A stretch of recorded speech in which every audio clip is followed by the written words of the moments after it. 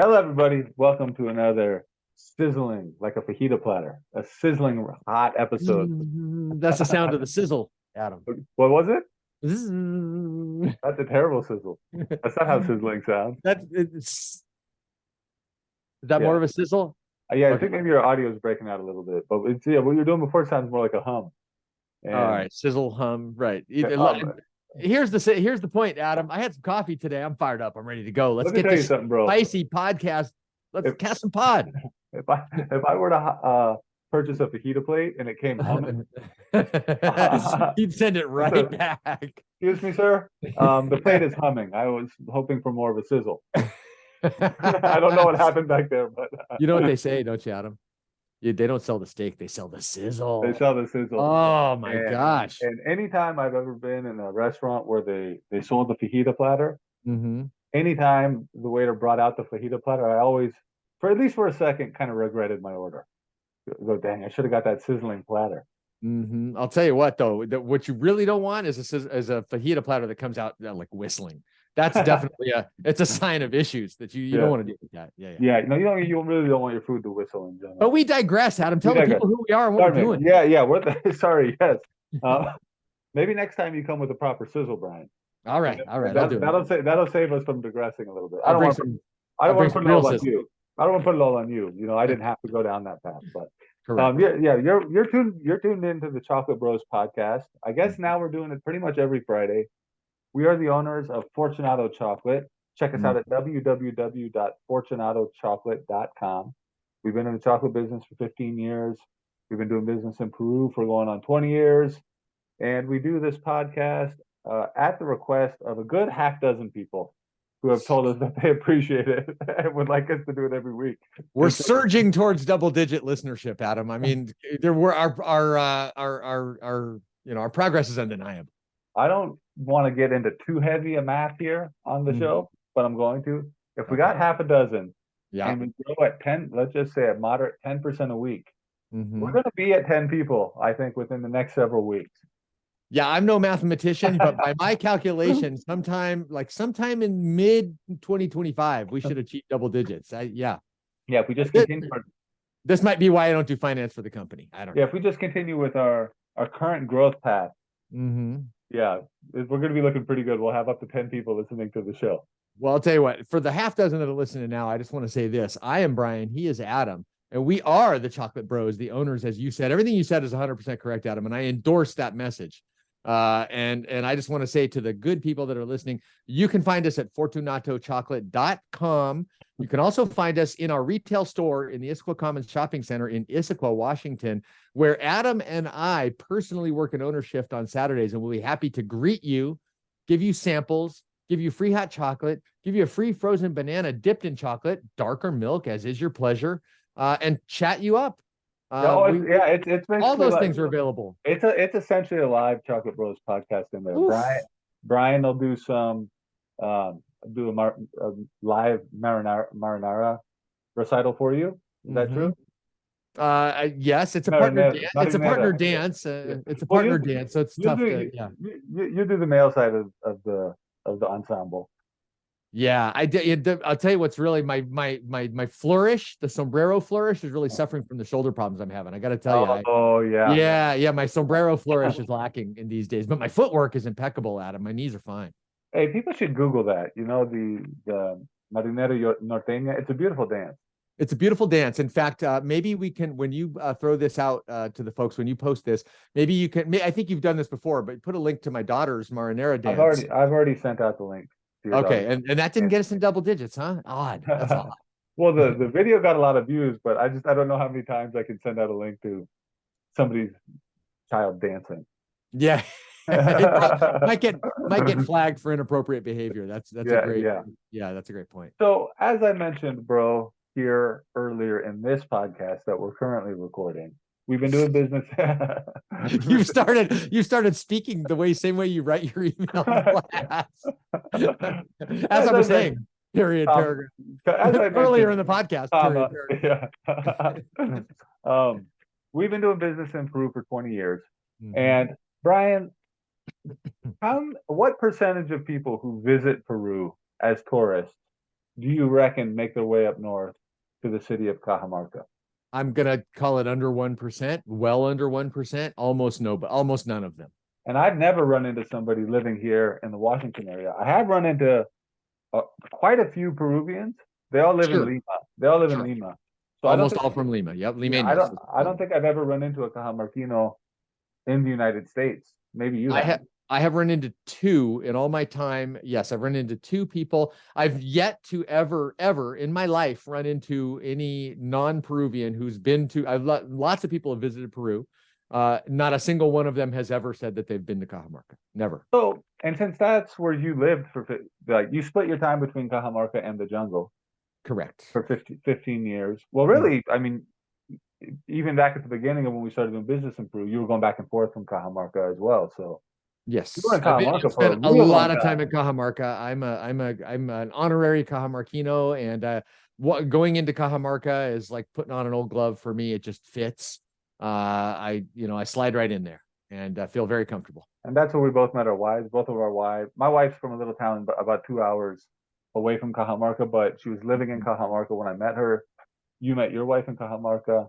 Correct. My wife was Daughter, born in Cajamarca and lived most of her life in Cajamarca, and both my kids were born in Cajamarca. and your daughter is currently finishing up school and going to school in Cajamarca right now. My daughter is currently studying dancing and playing volleyball in Cajamarca with my wife's family. That is 100% accurate. So given that we know a thing or two about, and I lived in Cajamarca as well. So given that we know a thing or two about Cajamarca, and most people have never gone there, and it is a pretty cool place.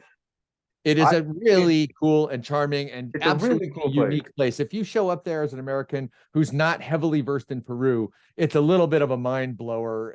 It's going to be completely unlike anything you've ever seen. Now, I'm sure there are some places in Mexico or other like former, Spanish colonies that are highly reminiscent. I've been to Mexico. A lot of places in Mexico are highly reminiscent. But the thing about Cajamarca is it's a high Andes town, and that's what sets it apart. It's an Andean campesino town.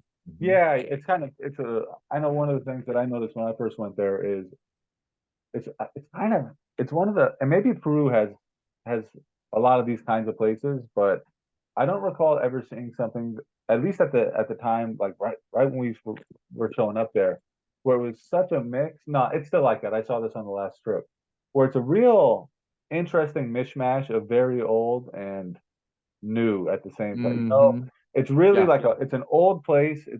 It's where the last Incan emperor was captured. It's the first town that was conquered by the Spanish when they came to Peru. But at the same time, there's a big mine there that brought in people from all over the world, and a lot of the economy started springing up to service a more modern clientele. So it's an interesting place. Like you said, the high Andes mountain town. It's real old. There's campesinos all around in the countryside, but at the same time, there's also a modernity that has worked its way into it. That's a real good description. Yeah. So one thing I've learned from being spending a long time in Peru, people are really proud of their culture and heritage, but that doesn't imply that people don't want modernity. They'd like to maintain the roots of their heritage and maintain the things about their culture that make it special. But that doesn't mean they don't want malls and cell phone service and modern shops. They want to drink good coffee and have sushi. But they also want to be able to go to a campestre restaurant out in the countryside and enjoy the countryside as generations have in Cajamarca. They still want to have the architectural heritage of their city. So it's not uncommon. People want it both. And Cajamarca is a good example of how that can coexist, the very modern with the very historic. That's a real good way to put it. So Brian, let me ask you this. Let's go time travel back 20 years. Okay, I'm here. I'm 20 years. No, yeah, wow, I feel amazing. I'm young. I'm vigorous. Wow. And of course, a time travel machine always makes those beeping noises. That's the hallmark of a time machine. I mean, it's working if it doesn't go. Hey, is this thing turned on? Oh, okay, we're good. Yeah, we're good. Yeah, it's on. It's on. Add the plutonium. Put on the date. That's right. Punch the gas on the. This thing's ready to go. What was the name of the car in Back to the Future? A DeLorean. Yeah, punch the gas on the DeLorean. Got to get up to 88 miles an hour. We're going back. Yeah, we're going back in time. So Brian, if you could, do you recall your first trip that you ever took to Cajamarca? Very well. Yes. All right, tell me, what Very were you well. thinking? What were you thinking? And then I'll tell mine, but you go first. Yeah. Okay. So my first trip to Cajamarca was in the year 2002. And some of you may recall that there were some fairly eventful events going on in 2001. There was particularly in September of 2001, there was an eventful event that led to some eventful stuff happening in 2002. Okay, Brian, just so it doesn't go unnoticed, you're using the word eventful a lot. That's right. Eventful. I like that. Are you doing that on purpose, or is that just the way you're talking? Well, you know, I can time travel all I want, but my brain is still riddled with problems. Are you trying to be funny by saying eventful so much? Is it hitting? No. Okay. Then I'll stop using that word. So in 2002, the U.S. had just launched a very controversial war, controversial both inside and outside the United States, and even more controversial outside the United States. And I would venture to say that in South America, where I was traveling for the first time, there was about 99% disapproval and lots of anger about the U.S. invading Iraq. So it was over Iraq, not Afghanistan. That's correct. Did Afghanistan happen in 2003? No, actually, I'm incorrect. In 2002, we invaded Afghanistan. It may even have been more immediately than that, like right at the end of 2001. And then in 2002, we had the run-up to the... We had this run-up where it looked like we were going to be invading Iraq. There was lots of stuff going on, and the whole world was kind of buzzing with the possibility that we were going to invade Iraq, the United States. And I believe the actual invasion happened in early 2003. And in the run-up, there was a fair amount of anti-American sentiment in Peru and in basically all of South America. They just were not, the world was not in favor of that invasion, as were about half of the United States. It was a very divisive thing that was happening. So there was this sort of divisive mood in the air. And so it was interesting that I was traveling at a time when it was really apparent that there was some sort of anti-gringo sentiment in the air. And that had me a little bit on edge as I was making this trip. Now, of course, this trip had nothing to do with politics. I'm not a political guy. This had simply to do with us exploring a business opportunity. But it kind of flavored the whole trip down there in terms of my lead up to it. Once I got there, I discovered that it wasn't really a problem as I hit the ground, and nobody was like accosting me, wanting to know if I was American to berate me about our government's policies. It just didn't happen. Actually, in Cajamarca, you were more likely probably to have someone gripe about you being a foreigner because you were doing business with the mine, rather than right. The Iraq war. People were less concerned about the potential Iraq war and more concerned about the effect of mining on their local community, which was seen as U.S. driven, because the owner of the big mine outside of Cajamarca, Peru, the mine is called Minera Yanacocha, and the owner of Yanacocha, Yanacocha is 51% owned by Newmont Mining out of Denver, Colorado. Hey, bro, and we've spoken about this before. I'm sorry, you gotta let me say something, dude. I'm sorry. Yeah. The way you just said Minera Yanacocha, I don't know if you ever noticed this, but can you tell when you're talking to somebody from Southern California? I've learned to pick up a Southern California accent. Just like, yeah, we're doing this with Minera Yanacocha. Like, I feel like like a surfer, dude. But anyways. Yeah, it's funny because normally I would say Minera Yanacocha, which is more of a Spanish pronunciation. Yeah. So yeah. So I was surfing some tasty waves at Minera Yanacocha. I don't know how to sound like myself. You just said it. You did it right. You did it right. Okay. I rolled into town a little bit apprehensive about being an American at the time when there was some notable anti-American sentiment, and going into a town where some people had some hard feelings about gringos running this mine. And what I found was no contentious environment at all. Everybody could not have been more welcoming and wonderful. The people of Cajamarca are as friendly as you could be. Now, Peru has three major sort of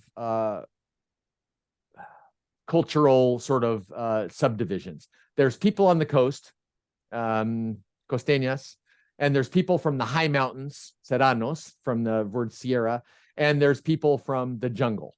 There's probably a north and south thing too. There's a north and south thing too, but those three kind of extend, from north to south. And so people, Serrano people from the high mountains in Peru tend to be a little more reserved. tend to be not quite so boisterous, tend to be a little more, by Peruvian standards, standoffish. By American standards, they were not standoffish at all. They could not have been more They're the warm, world's most friendly and welcoming. hospitable people you'll ever meet. Absolutely. I just could not have gotten a more friendly, mellow vibe. Arriving in Cajamarca, I was absolutely enchanted. And It's got this beautiful, dude, and it's got the, so beautiful place. The high Andes Mountains, this isn't even the highest part, but the Andes Mountains are not forested. They consist more of like. But what's the altitude? What's the altitude there? The altitude is about 9,000 feet. So this is higher altitude than any major city in North America by far. I think that the highest city of any size in the United States is, I think, Jackson Hole, Wyoming, which sits at 7,000 feet of altitude, and it's bitterly cold. Bitterly cold in the winter, and many people just leave. And Cajamarca is only like moderately cold. Cajamarca gets no snow at all. Yeah, and it's never really that cold there. They're not even compared to Washington. No, it gets down to probably mid 40s in Cajamarca. It never freezes. As you get higher up towards the mine, it can sometimes get a little bit of a crust of ice on a puddle, but I mean, it never snows. It never really freezes. It never gets cold. And so you're saying no forest? No forest. So you've got these high kind of grassy mountainous areas, and Cajamarca sits in a valley in the Andes Mountains, and as you fly in, you kind of come in from the south part of this valley. You're flying from Lima, which is in the center of the country, north to Cajamarca, and you fly up over the spine of the Andes, and then you kind of cruise into Cajamarca in this valley, and you drop in between sort of mountain ridges on either side, and you see the city laid out before you that's kind of down along the river in the middle of this valley and going up the sides of the left side of the valley as you come in. It's a remarkable sight. It's really, well, if you're flying, you fly over this vast mountain range. Yeah. That's just like basically barren brown mountains almost the whole way. And then you come into this little city that's built out and flourishes out in the mountains. It's really cool. And I was in an 8-passenger prop plane. Oh, so on your first trip, you flew on a prop plane? They didn't have jets that went to Cajamarca. Oh, but you didn't take a bus? No. I flew because I wasn't a college dropout, a washout that needed to be punished for his actions. But we'll get to that later. I was a businessman, going into Cajamarca. Not a washed out college dropout. not a budding loser. Oh, so that's how you guys sent me on the bus, huh? That's correct. That was punishment. That was straight up punishment. So I flew in, but there were no jets that went in at that time. So I was in like a small, I don't know, like a Cessna style. Yeah, like a prop plane. Yeah, a prop plane with like 8 seats that mostly mining people took. It was so when you sat down on the seat of this plane, you had to put earplugs in. They had earplugs sitting on your chair, and you put earplugs in because the sound of the propeller was this thing going up over the Andes Mountains, it bucks around like a bucking horse. It was crazy. Were you just pinching yourself? Like, what am I doing here? I was blown away. We might as well just say we were down there to sell hydraulic hoses and nuts and bolts. Actually, that wasn't the first project we were there. Was air filter cleaner. Yeah. So I was going to meet with people at the mine and a couple of local companies that could potentially have been our partners in this project. We've described it before, and so I was flying in. All I really knew was the name of the person who I was going to meet with, who was kind of my host and chaperone for this. Were you with Dan, or were you by yourself? No, I was by myself.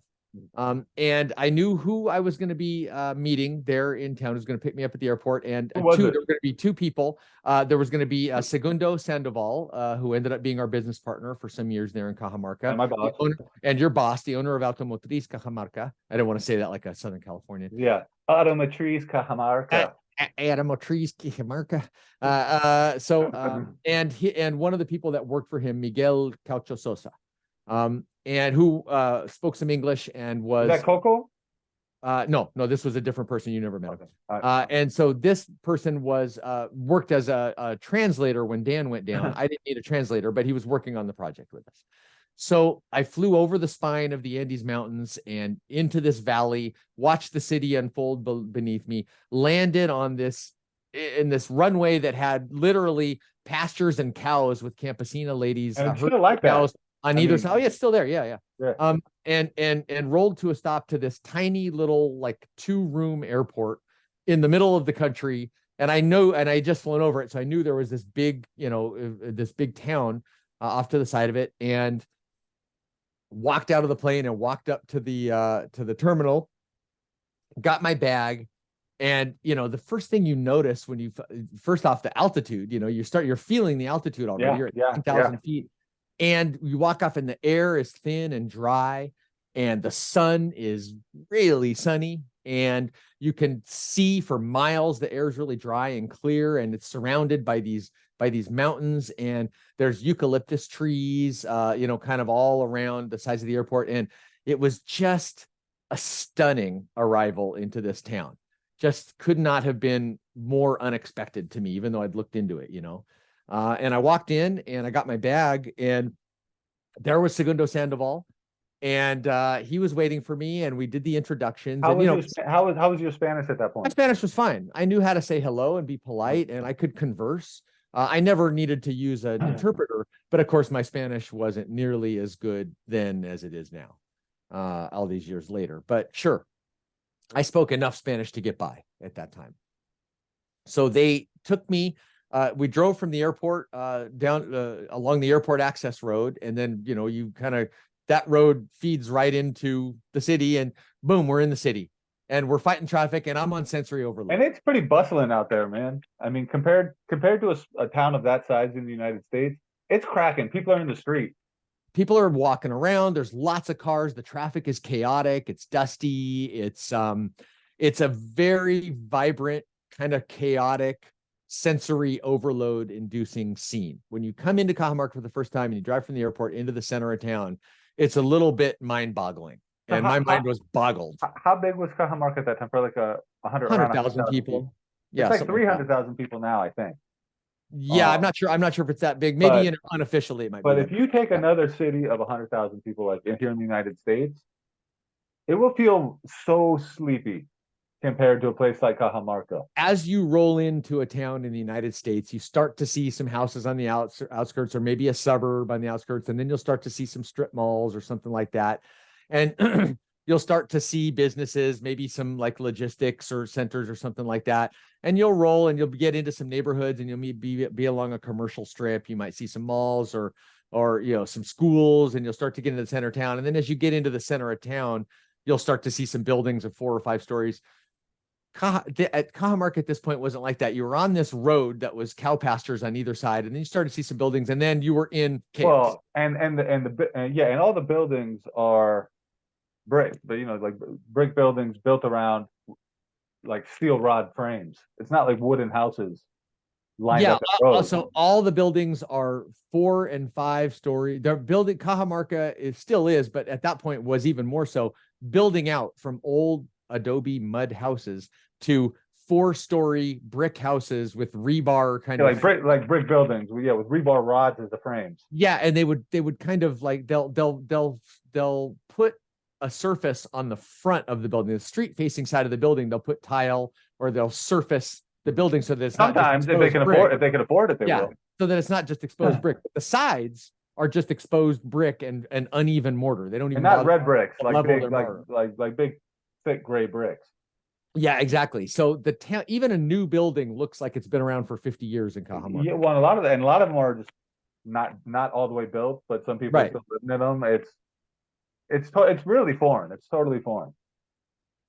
It couldn't be more alien to me. And I had been already to Southeast Asia and other places, but this was just a whole different culture, a whole different thing.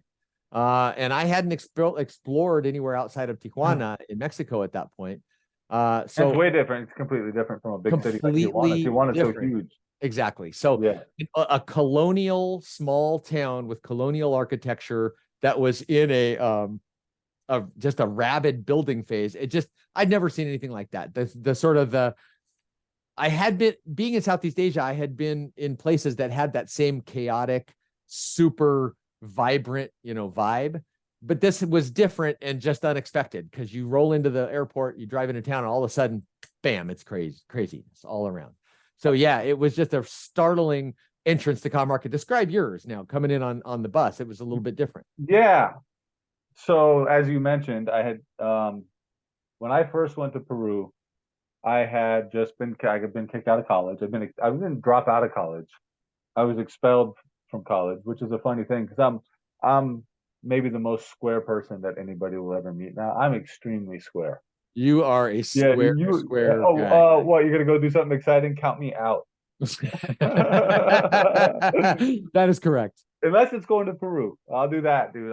We'll do that. That's fun to me. But Right. Anytime I yeah. ask you if you want to do anything, I don't ask anymore because I know you'll say no. But anytime I would ask you to do something, it's basically like, I mean, can I bring the kids? Is that Yeah, something we can? let me ask you, on a scale of 1 to 10, how exciting will it be?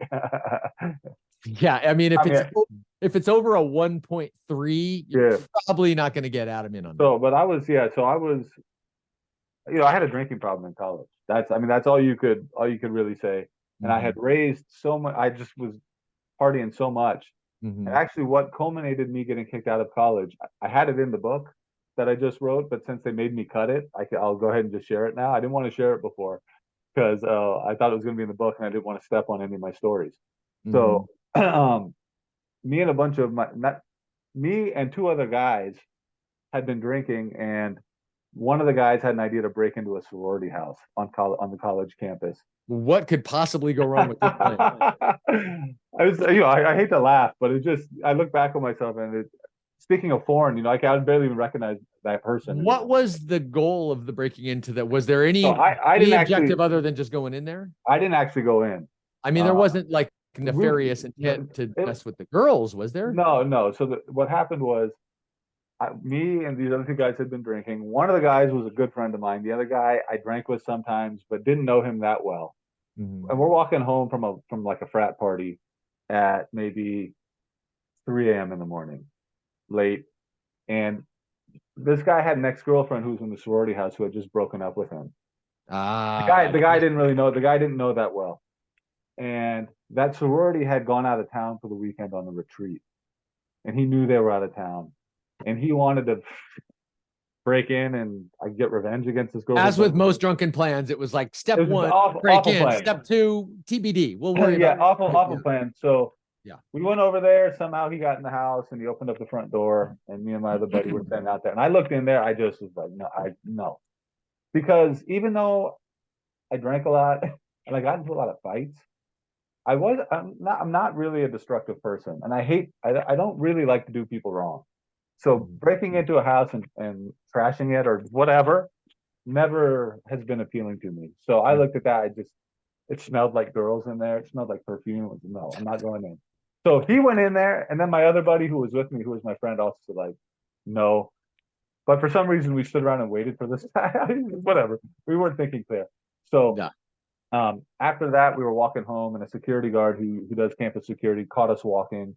We made up some excuse for while we were out there, but obviously he recorded it in the log. And then when the police report came through, when the girls got back from the retreat, everybody put 2 and 2 together, and then it was obvious that we had something to do with it.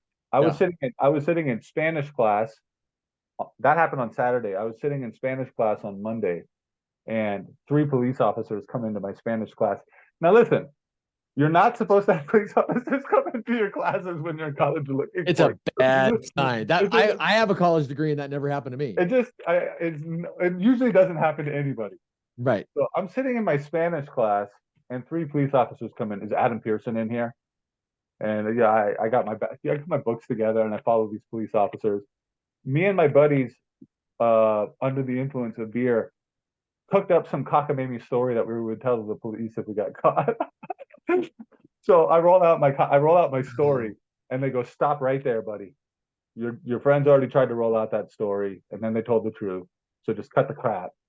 So I came clean. The guy who broke into the house went to jail. That's a breaking and entering. Breaking and entering. I didn't go in the house, and I ended up admitting the whole thing. But the college had enough, and they kicked me out. So and the only way I was able to go back to school is if I went through a rehab program. So I went from college, I caught a Greyhound bus back to the house, and my dad said, "Hey, we're sick of all this stuff. You're going to go down to Peru. You're going to go down to Peru and look at this project we're working on and just see how other people live." Which I now believe sending troubled youth abroad is actually a pretty good way to give them some perspective. Sure. And I think it's an underappreciated way of helping to realign someone's outlook. Is to send them. That's a classic solution to the problem in in the United States. A lot of times it happens through the military. Yeah. That's what happened to me at roughly the same age. I did it as a military thing, but yes. Yeah. So dad said, "You're going to Peru." I told him, "Hey, I got to go to rehab first." So I went to rehab for 2 weeks, met heroin addicts and crack addicts and meth addicts, and just started to have a realization that the whole thing was really idiotic how I was living. And I've been living like that for a long time. And so dad bought me a plane ticket. I flew from San Diego to the Lima airport. And then in Lima, I stayed in a hotel that y'all arranged for me. And then the next day, took a taxi through the city of Lima. And honestly, the city of Lima blew my mind, dude. The city of Lima is mind blowing the first time. You'd never been out of the country before. I'd never been anywhere. I was in San Diego. I had a drinking problem starting young. I went to the University of Redlands, which is 2 hours from San Diego. So I was Southern California my whole life. Mm-hmm. I barely even went to Mexico growing up. I mean, I hadn't seen anything. And I think and maybe you had this experience when you went to Southeast Asia, but the first time you see a huge city like Lima in another country, you go, "Holy crap, the world's pretty big. What in the world?" Like, you don't realize that there's these whole other civilizations all over the place. I remember as a kid at 11 years old going on a trip with our mom and grandma to the Middle East, and I rolled in at 11 years old to Cairo. Cairo was an absolute mind nuclear exploder. Amazing. I know exactly the feeling you're talking about. So going to Southeast Asia and rolling into Bangkok. Oh my gosh. So I was 20, right? Yeah. I was 20. That's probably about the same age you were when you went to Southeast Asia or something. I was a little older. Because I'd been in the Army. Maybe 25. Yeah, I was like 23 actually. Yeah. 23. Okay, so not that much older. Mm-hmm. So I'm on a taxi station, or I'm on a taxi going to the bus station, rolling through Lima, just mind blown. Yeah. I have no idea how it could be that the world was so big. Just total, like you said, sensory overload. Mm-hmm. So you booked me on a bus, and I'm trying to remember. I think the bus ride from Lima to Cajamarca is a 15 or 16-hour bus ride, something like that. If there's nothing wrong with the highway, it's about 15. And there wasn't. So yeah. I got on it leaves at about 6 p.m, and it typically arrives the next day at about 9 or 10 in the morning, something like that. And maybe I'm wrong, but I don't recall ever seeing a double-decker bus anywhere in the United States driving around. There's Greyhound buses, but right. No, this is a kind of bus that's very common in the rest of the world, but not common in the United States, which is a bus with 2 levels, a VIP level down below, and then typically a more economical level up above. Sometimes they're configured differently, but all right. So I thought I was in the VIP, but now you're telling me I was probably. You may have been on the type of bus that's VIP in both levels, and it's the same seats. Yeah. So I didn't speak any Spanish. I was a Spanish major in college, so I could study. In fact, the police pulled me out of my Spanish class. Mm-hmm. I could read and write, but I really had very little experience speaking. And for me, I've always found that the hardest part of interacting in a foreign language is not the speaking, but the hearing and understanding. Because at least when you're talking, you know what you're trying to say. But when other people are speaking at you, you really don't know what they're trying to say, and you have to kind of pick it up on the fly. In my experience, more people are reticent, are more comfortable listening, and they can grok what's going on, but are reticent to speak from shyness. Well, I was reticent to speak, but I could kind of figure out if I had to. I could kind of figure out how to say something. But when people were talking to me, like I didn't know what they were saying. Mm-hmm. So I managed to get myself on a bus. Like your Spanish was better than mine. I managed to check in and get on a bus. I'm up on the second floor of a double-decker bus. My seat was all the way up front where there was a lookout window. And this bus took off in the afternoon. up the northern Peruvian coast and into the Andes Mountains. And it was rad, dude. It I was so remember fun. booking you on that bus and putting Yeah, you in the front seat because A, there wouldn't be yeah, anybody leaning back over your legs, and B, because I wanted you to see the city of Lima as you rolled out of it, yeah, yeah. and be able to see the city of Cajamarca as you You did rolled me a in. solid, man. That was a I knew solid, it would blow your awesome thing. mind. It blew. And so Yeah, describe, you go north through the desert. I'm sure you got a little but not much sleep that night. And then I didn't. describe what it's like to I roll into Cajamarca well, on so a I didn't sleep very double much, decker but bus. yeah. So it's a long bus ride, and you see a lot. But Mm-hmm. when you get up into the Andes Mountains, and you're talking about the high plains, And we should be clear, as you leave Lima, you drive for like 12 of those 15 hours is just a straight shot along a coastal desert that's yeah, flat and often featureless, and then through endless like farmlands and desert and all this. And then only when you're already at the latitude of Cajamarca do you turn directly to the right and start heading straight east and winding up into the Andes Mountains along a river valley. The river is the Rio Hequetepeque. And Hequetepeque. yeah, Yep. and you wind, so you go north, all the way until you're like alongside Cajamarca, and then you And then you turn head straight exactly east. 90 degrees Yeah. east, and you go up, and into the Andes Mountains. And man, oh man, once you're going up in the Andes Mountains, you're really in the Andes Mountains. Yeah, and I would say I've heard we've talked before where you say like a place you really love is Saigon. Like for some Mhm. reason that just really connects with you. And I know you like cities. Yeah, You love the hike in nature and you love the camp, but you're really a city guy. And is that that's accurate? changing a little as I get Is older, it? but Okay. yes, Yeah. that has been me for a big part Yeah. of it. So I think to me maybe as far as the places I've been, to me the Andes Mountains are just magical. I mean, They I are. can tear up right now just thinking about it. But so Go ahead. you're Would you do cry for us a little bit, Adam? Would you? I just love them so much. Um, it's just you take it over, Brett. So 1 year old, I'm driving through the Andes Mountains. The mountains are so vast. You just look out, and you could just see how the peaks go on forever. Mhm. And there's farming out there.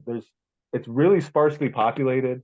There's Mhm. just these campesinos living out on the land, living these really humble lives. So And the that one goes of on the for yeah. Go ahead, Brett. well, I was just saying we had different experiences of rolling into Cajamarca for the first time, but I've Yeah, experienced doing it the way you are yeah. And describing this a is my thousand first times. experience. Yeah, you came in Yeah, on and a plane. that, doing that for your first experience must have been magical. One of the things that folks should understand: once you turn right off the main highway, then the Panamericana that stretches all the way from Alaska to the tip of South America, only interrupted by a short non-road area called the Darien Gap in between Panama and Colombia. Other than that, it's a highway that goes from the tip of South America and Tierra del Fuego all the way to Alaska, the Panamericana.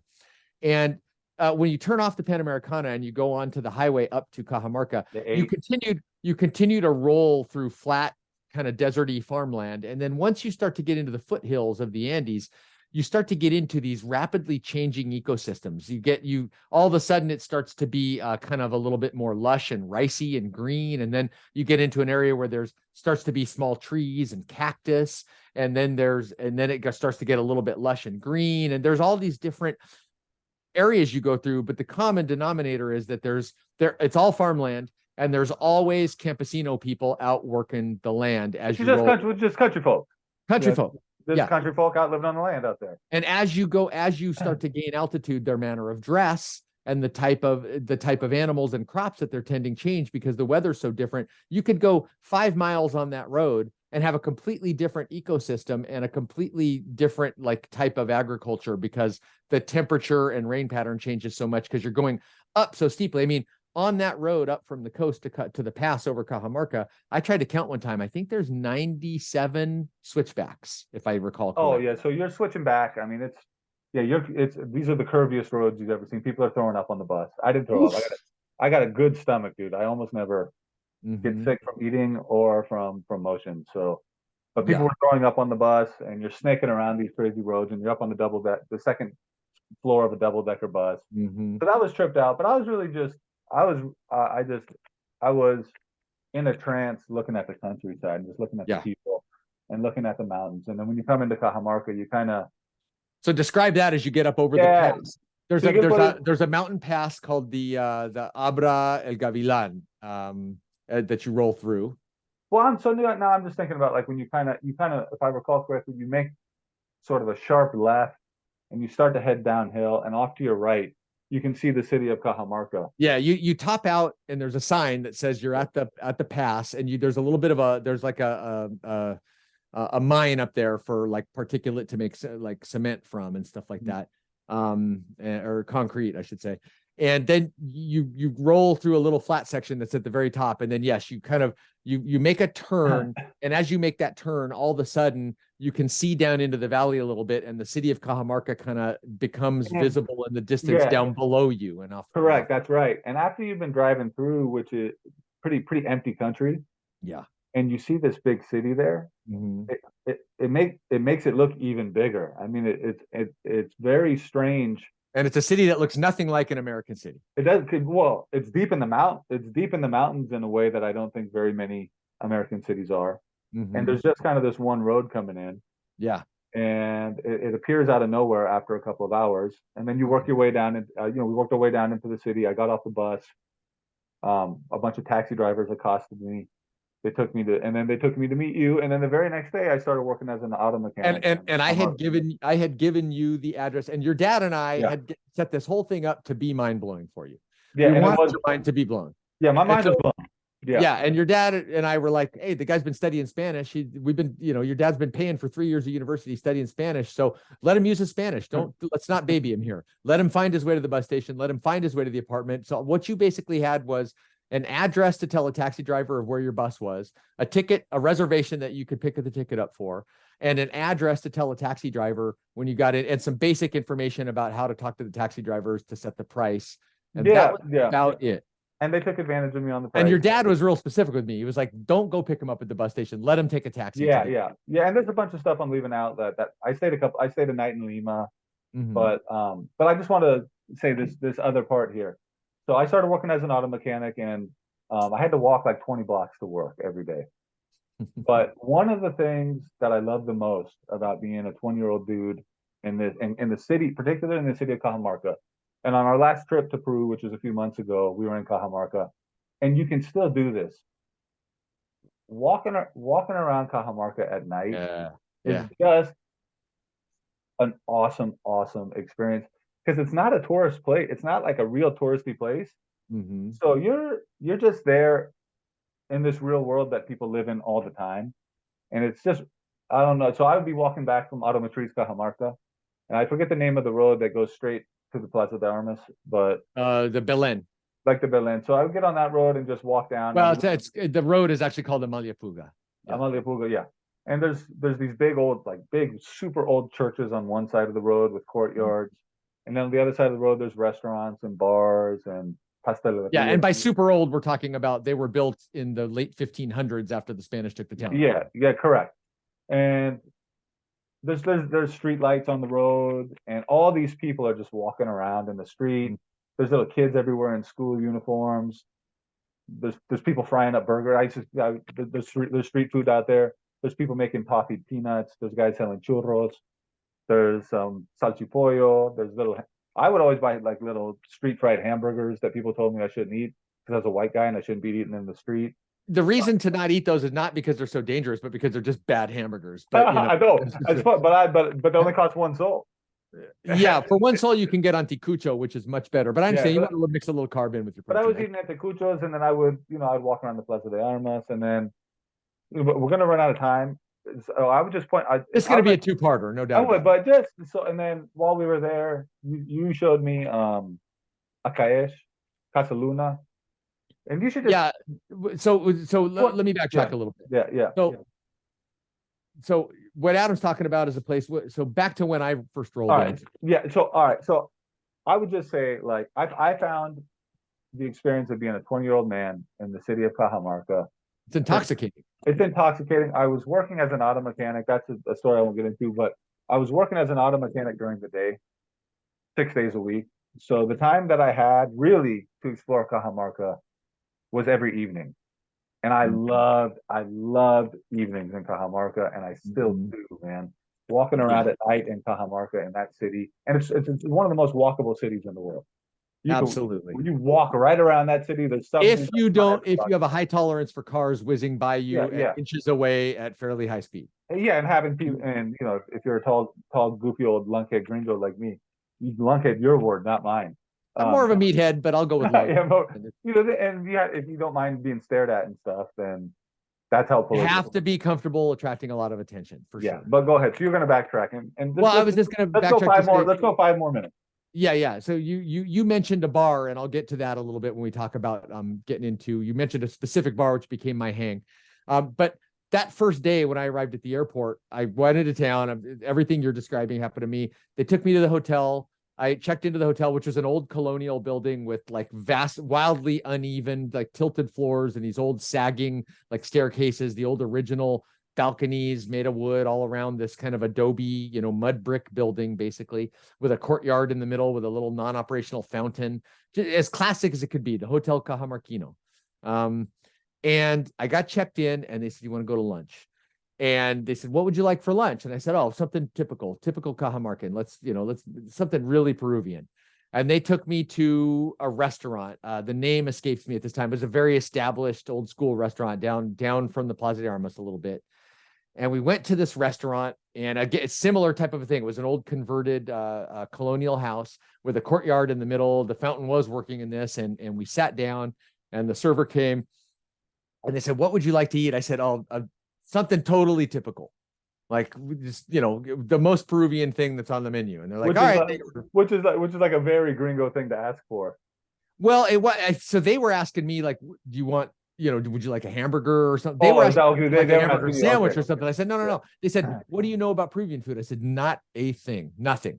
Just, can you guys order something really typical for me? So they ordered something, and we're talking and getting to know each other. I'd never met these people before. And it's my first time. Segundo Sandoval is a really charming guy. Really and outgoing, smart, very friendly, old school Cajamarcan guy. And so was Miguel. And we sat there and we were chatting. And the server waiter came to the table, and this is not a thing in Cajamarca, but maybe they told him to, I don't know, but he came and the plate was actually covered by one of those metal like domes over the food. Never happened before or since to me in anywhere in Peru, but he came, he set the plate down, and he did the voila thing, and he lifted the dome off the plate, and I looked down, and it was a cuy, a guinea pig. I thought it was a rat.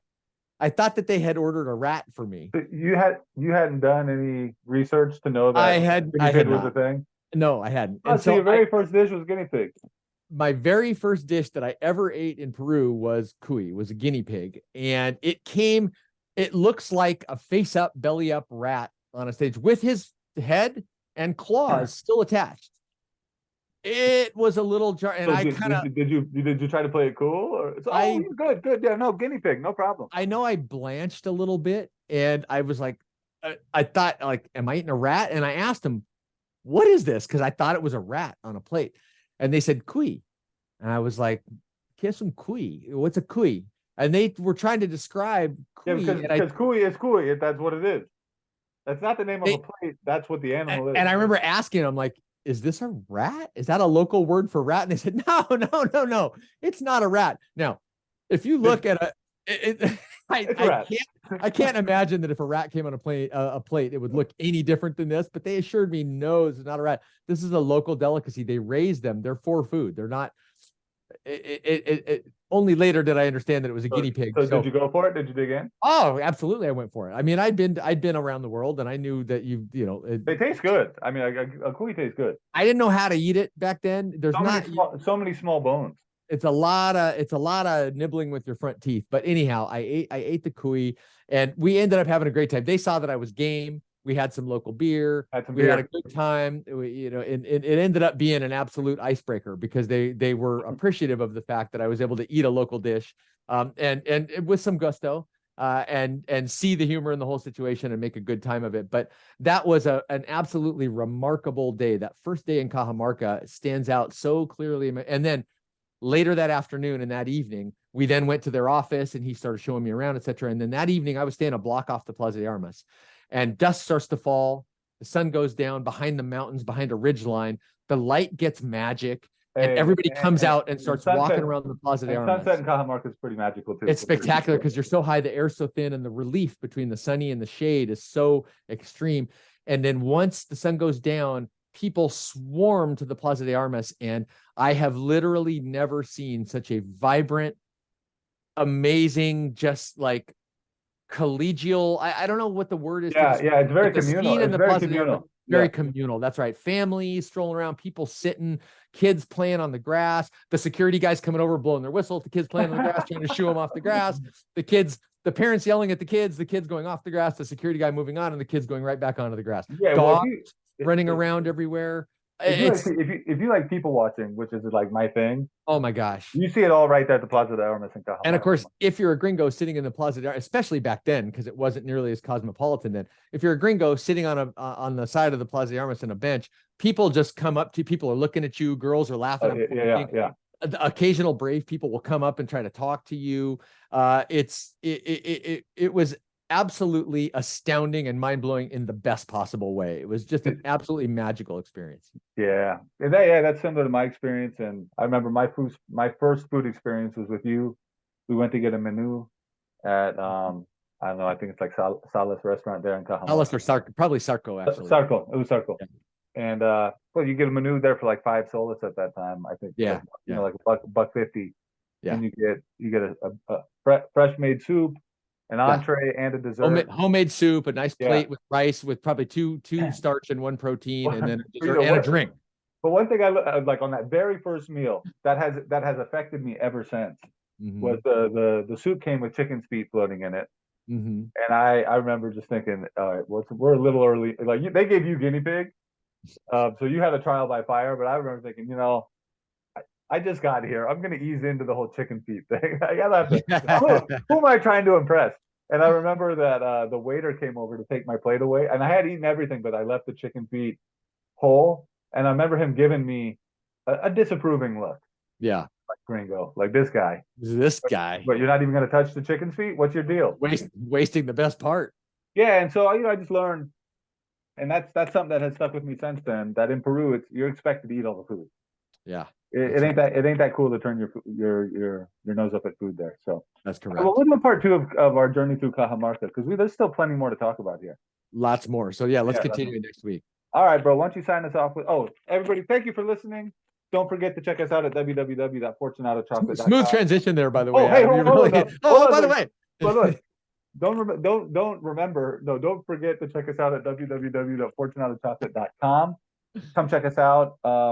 Check out our retail location in Issaquah. I'm there every afternoon if you ever want to come meet one of the Chocolate Bros in person during the week, or if you want to meet both of us together, come check us out on Saturday mornings when we work together and we work in ownership. Brian, you got anything else to add? I would only say that we're very, very, very appreciative of all you folks who come into the store and get our stuff, of all you folks who read the emails, listen to the podcast, order from us online. And we just cannot express our gratitude enough for your support, for your interest, and for just loving what we're putting out. So thank you, everybody. Thank you. Go ahead and sign us off with the Fortunato jingle, Brian. Fortunato, yum! All right, everybody. Thank you for your time. Bye.